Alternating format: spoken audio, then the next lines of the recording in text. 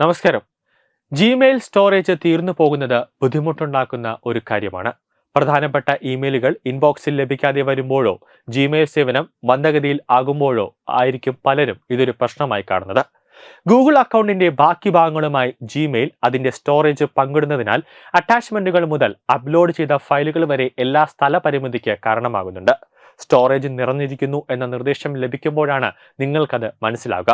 കൂടുതൽ storage space ലഭിക്കാനായി പണം ചെലവാക്കാതെ തന്നെ എങ്ങനെ നമുക്ക് ആ സ്റ്റോറേജിനെ മൊത്തത്തിൽ നമുക്കൊരു സ്പേസ് ഉണ്ടാക്കാം, അല്ലെങ്കിൽ ഗൂഗിൾ മെയിലിൽ എങ്ങനെ ഒരു സ്പേസ് ഉണ്ടാക്കാം എന്ന ചില പൊടിക്കൈകളുണ്ട്.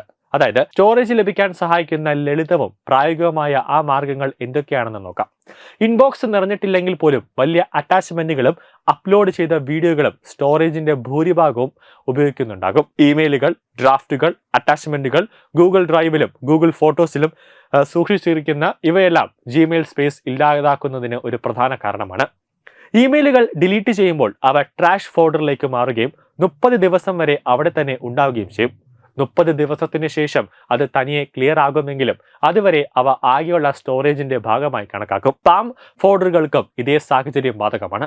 ഈ ഓരോ ഫോൾഡറുകളും ഓപ്പൺ ചെയ്ത് എല്ലാ മെയിലുകളും ഒരുമിച്ച് ഡിലീറ്റ് ചെയ്യാനുള്ള ഓപ്ഷൻ തിരഞ്ഞെടുത്താൽ നിങ്ങൾക്ക് വലിയ രീതിയിൽ സ്റ്റോറേജ് ലാഭിക്കാൻ സാധിക്കും.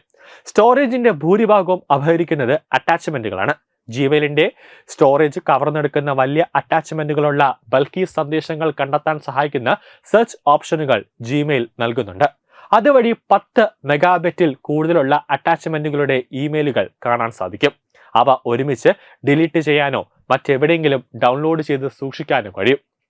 ഗൂഗിൾ വൺ സ്റ്റോറേജ് മാനേജർ ഉപയോഗിച്ച് ഒരു ഗൂഗിൾ അക്കൗണ്ടുമായി ലിങ്ക് ചെയ്തിരിക്കുന്ന എല്ലാ സേവനങ്ങളും സ്കാൻ ചെയ്യുകയും ഏറ്റവും കൂടുതൽ സ്ഥലം ഉപയോഗിക്കുന്ന ഫയലുകൾ ലിസ്റ്റ് ചെയ്യപ്പെടുകയും ചെയ്യും.